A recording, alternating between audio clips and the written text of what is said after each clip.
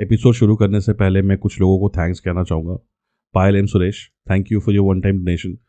Santosh, Sagen Baski, Rohit Patel and Avi, thank you for joining my YouTube channel membership. And Vipin Rana, thanks a lot for your super thanks on YouTube. मेरे YouTube channel membership का cost सिर्फ 159 rupees a month है, और channel membership से आप लोग मुझे empower करोगे ताकि मैं और ज़्यादा अच्छे स्टोरीज़ लेके आ पाऊँ, जो नए न्यू एज टूल्स हैं उनको सब्सक्राइब कर पाऊँ, ताकि मैं और भी अच्छे म्यूज़िक, सॉन्ग्स, इफ़ेक्ट्स सब कुछ मैं और ला पाऊँ और इस पॉडकास्ट को और ज़्यादा इम्प्रूव कर पाऊँ। So if you can join my YouTube channel for 159 rupees a month, please consider subscribing to my YouTube channel and please join the membership. Thank you. तो आज के एपिसोड को शुरू करते हैं, लेकिन उससे पहले मैं आपको एक डिस्क्लेमर देना चाहूँगा कि अगर आपने हाल फिलहाल में अपने किसी लव्ड वन को खोया है या फिर डेथ और डेथ से रिलेटेड सब्जेक्ट्स आपको वरी करती हैं, तो कुछ लोगों के लिए ये एपिसोड सेंसिटिव हो सकता है। इसीलिए एनी टाइम अगर आपको लगता है कि you are facing any kind of psychological distress और an emotional distress, I highly recommend कि आप लोग एक ब्रेक लें और उसके बाद फिर दोबारा कहानी सुनना शुरू करें। अगले दिन रात के 12:35 पर ट्रेन बनारस जंक्शन में दाखिल हुई। रात के वक्त स्टेशन पर कुछ खास हलचल नहीं थी। ट्रेन की खिड़की से बाहर देखने पर बस कुछ चाय की दुकानें और छोटा मोटा कुछ खाने पीने का सामान बेचने वाले ही थे बस।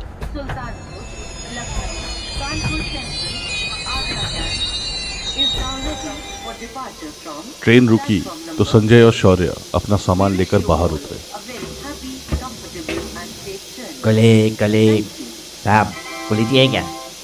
सामान कुछ ज्यादा था नहीं, तो उन दोनों ने कुली को मना कर दिया। चलते चलते वो दोनों स्टेशन से बाहर की तरफ जाने लगे। एक पल पीछे मुड़कर देखा तो वो बूढ़े चाचा हाथ में अपना छोटा सा बक्सा लिया स्टेशन की दूसरी ओर जा रहे थे। किसी इंसान को खुद अपनी मृत्यु की प्रतीक्षा में अपने घर से इतनी दूर बनारस आते उन दोनों ने पहली बार देखा था।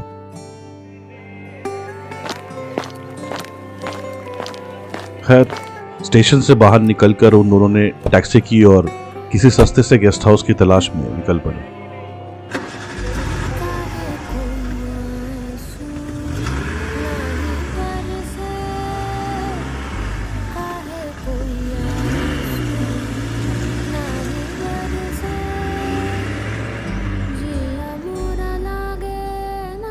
थोड़ा ढूंढने पर गंगा घाट के बिल्कुल बगल में उन्हें एक सस्ता सा गेस्ट हाउस भी मिल गया। पुराना सा दिखने वाला वो गेस्ट हाउस वहां पिछले 200 सालों से खड़ा था। कहते हैं किसी जमाने में ये सराय हुआ करती थी, फिर आजादी के कुछ सालों बाद इसे गेस्ट हाउस में तब्दील कर दिया गया।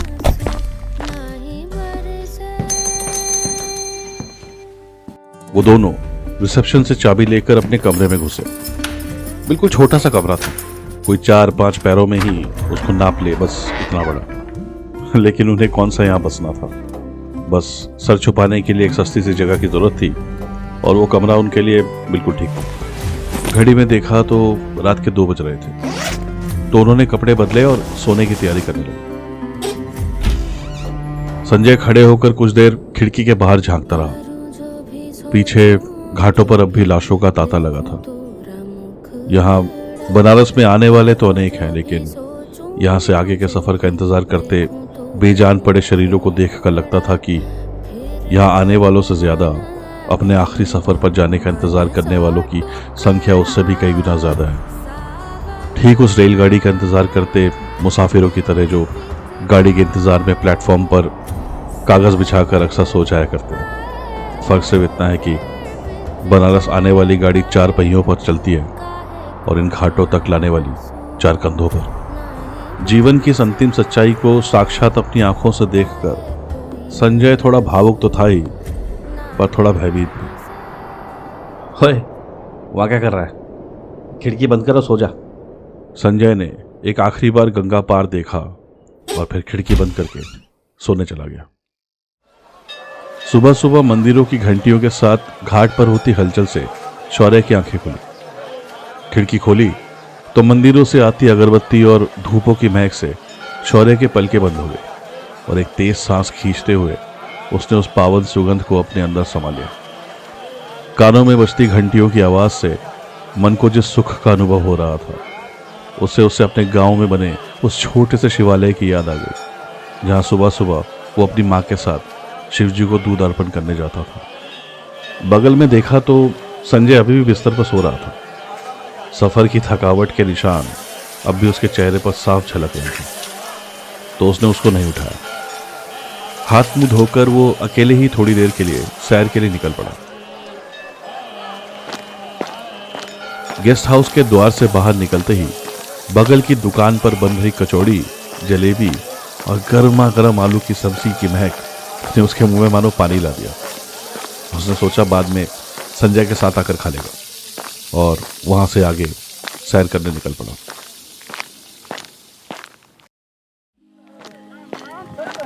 लाशों के आने जाने का सिलसिला अब भी जारी था। कहते हैं पूरी दुनिया में हर 1 सेकंड में 2 व्यक्तियों की मौत होती है। मतलब 1,72,800 लोग हर रोज अपने आखिरी सफर के लिए निकल पड़ते हैं। ये सब भी उन्हीं मुसाफिरों में से एक थे। चलते चलते शौर्या मणिकर्णिका के घाट पर आकर रुक गया। जलती लाशों के बीच वहीं घाट पर एक छोटा सा मंदिर था, जिसकी दहलीज पर एक दुबला पतला सा आंखों में मायूसी लिए एक व्यक्ति बैठा था। शायद उसने भी आज किसी अपने को खोया था। शौर्या सीढ़ियों से नीचे उतरकर उसके पास जाने लगा। लंबी काली सफेद दाढ़ी और कंधे तक आते बाल, भगवा रंग की धोती और शरीर को ढकने के लिए एक गमछा ओढ़े वो शख्स बिना पल के झपकाए बस उन जलती हुई चिताओं को देखे जा रहा था। भाई साहब, शौर्य की आवाज़ जैसे उस शख्स के कानों तक पहुंची ही नहीं। वो अब भी एक टक उन्हीं चिताओं को देखे जा रहा था। भाई साहब, शौर्य ने उसके कंधों पर हाथ रखा तो वो व्यक्ति एकदम से चौंक गया। कौन हो तुम? क्या चाहिए? नहीं, बस वहाँ सीढ़ियों के ऊपर से आपको देख रहा था। आपका भी कोई जानकर मर गया है क्या? हाँ, मैं। मतलब? उस व्यक्ति ने जलती चिताओं से आती गर्मी से अपने माथे पर उभरी एक पसीने की रेखा को अपने गमछे से साफ किया। जो आज़ाद ना हो वो एक तरह से मृत ही होता है। मैं कुछ समझा नहीं। जहाँ तुम खड़े हो वहाँ सूरज डूबने के बाद मैं नहीं आ सकता। शौर्य ने नीचे अपने पैरों की तरफ देखा। वो मंदिर की दहलीज से बस 2 इंच दूर था। फिर उसने वापस उस आदमी की तरफ देखा। कहानी क्या है आपकी? शौर्य उस आदमी को देखते ही भांप गया था कि या तो ये कोई पागल है या फिर उसके पास कोई एक ऐसी कहानी है जो उसके YouTube चैनल को सबसे ऊंचे श्रेणी तक पहुंचा देती। शौर्य की बात सुनकर उस शख्स के चेहरे पर एक हल्की सी मुस्कान से उसके इर्द गिर्द झुर्रियों की कतार बन गई, और फिर उसने शौर्य को एक ऐसी कहानी सुनाई जिसकी उसने कभी कल्पना भी नहीं की थी। अरे सर जी, आप अभी भी यही हैं? जल्दी चलिए, स्कूल का गेट बंद करके मुझे भी घर निकलना है। यहाँ सबके सब इतनी जल्दी में क्यों रहते हैं? नहीं, वो कैसा? हाँ, मैंने आज ही ज्वाइन किया है। समझ जाओगे साहब, पहला दिन है ना, सूरज डूबने वाला है, जल्दी कीजिए। इतनी बारिश में ये बच्चे क्या कर रहे हैं? ए बच्चों, सुनो। भैया भैया, दरवाजा खोलो, मैं हूं राजू। राजू? साहब, दरवाजा मत खोलना। सर जी, जरा सोचो, जब मैं आपको यहाँ लेकर आया था तब क्या कोई और था वहां पर? जब आपने या मैंने किसी को बताया ही नहीं तो आपके भाई को कैसे पता चला कि आप यहाँ आओ? मेरी मानो साहब, आप कल सुबह यहाँ से निकल जाओ, कहीं भी चले जाओ, बस लौट कर मत आना। यहाँ आसपास की इलाकों में मसान का सान। उस कहानी को सुनकर शौर्य स्तब्ध था। ऐसी अद्भुत कहानी उसने आज तक नहीं सुनी थी। आपका मतलब है आप जब से यहाँ आए हो तब से आप इस मंदिर से बाहर ही नहीं निकले?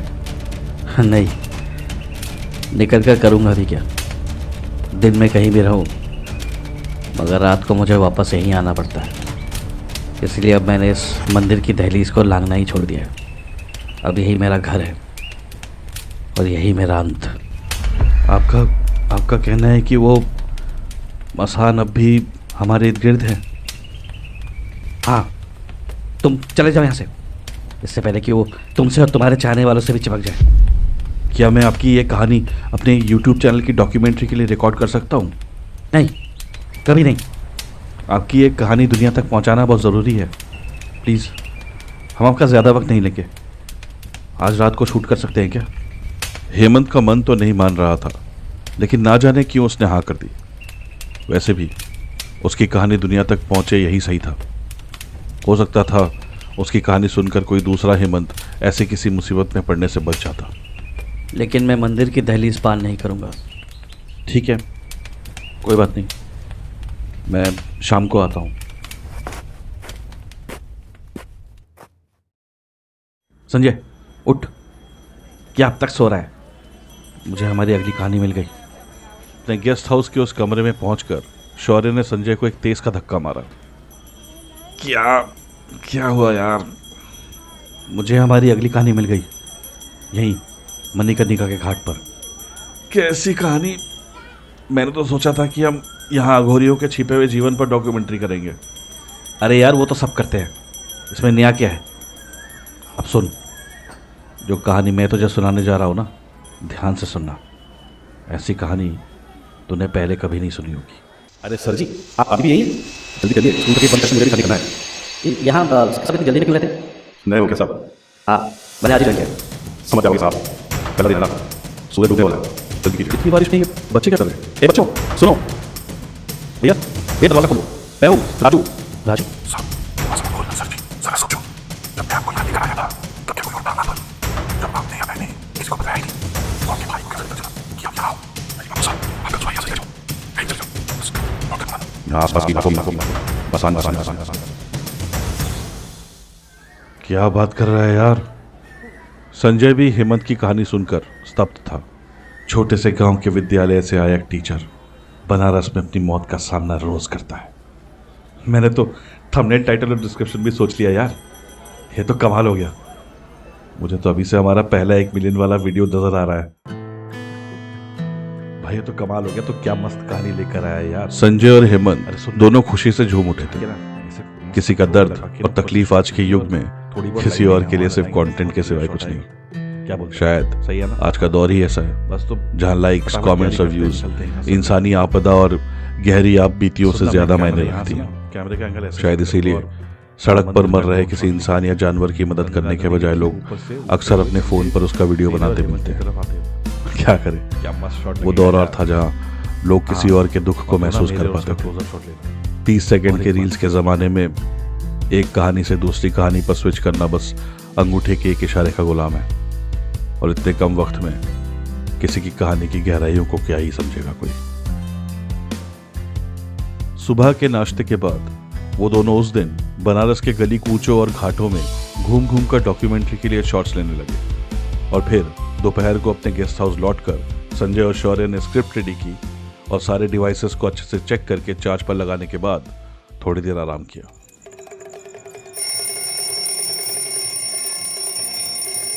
शाम हुई तो दोनों फटाफट तैयार होकर अपना सामान लेकर मणिकर्णिका के घाट की तरफ बढ़ने लगे।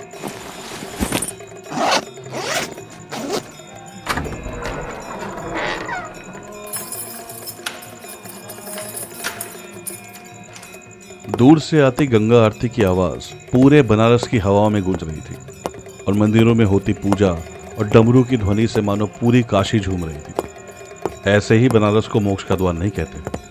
चलते चलते वो दोनों मुक्ति भवन के बगल से गुजरे। उस जगह को देखकर उन दोनों के मन में थोड़ा भय का आभास हुआ। जगह की वजह से नहीं, बल्कि जीवन के सत्य के एहसास से। वो बूढ़े चाचा भी शायद उसी भवन में बने किसी कमरे में अपनी मृत्यु की प्रतीक्षा कर रहे होंगे। वो दोनों फटाफट वहां से निकल गए। मणिकर्णिका के घाट पर चिताओं का जलना अब भी जारी था और उन्हीं के बीच थी वो अद्भुत कहानी जो कैमरे में रिकॉर्ड होते ही शायद उनका जीवन बदल देती। सूरज डूब चुका था और घाट पर जलती चिताएं गंगा नदी के शांत पानी पर अपनी परछाई की छाप छोड़ रही थी। उन दोनों को लगा कि डॉक्यूमेंट्री की शुरुआत घाट के फुटेज से ही शुरू करनी चाहिए। शौर्य ने संजय से कैमरा चालू करने को कहा। आज हम आए हैं बनारस के घाटों पर। कहा जाता है कि यहाँ पर अगर किसी की मृत्यु होती है या उसका अंतिम संस्कार किया जाता है तो ऐसा व्यक्ति जीवन मृत्यु के चक्र से मुक्त हो जाता है।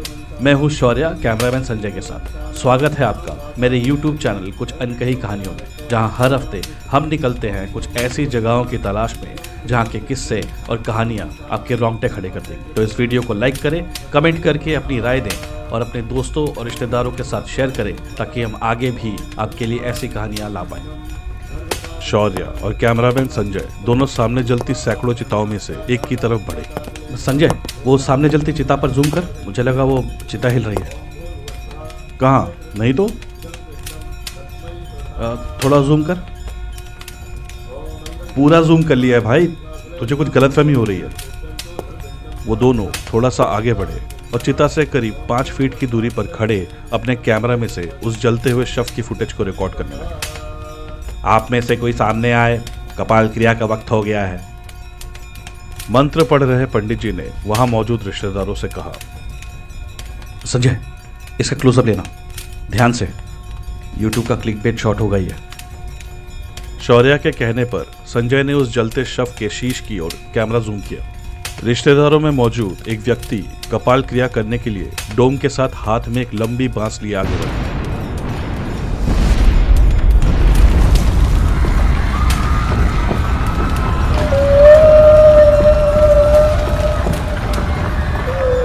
संजय भाग! वो दोनों तेजी से वहां से भागे। चारों तरफ अफरा तफरी मच गई थी। शौर्य भाई वहां उस तरफ। संजय ने घाट के करीब बने एक 2 मंजिला घर की छत की ओर जाने वाली लकड़ी की सीढ़ी की ओर इशारा किया। वो दोनों भागते भागते किसी तरह उस सीढ़ी पर पहुंचे और तेजी से सीढ़ियों से ऊपर चढ़ने लगे। उनके ठीक पीछे कोई चीज बहुत तेजी से उन्हीं सीढ़ियों से होकर उनकी ओर बढ़ रही थी। संजय, जल्दी सीढ़ी फेंक।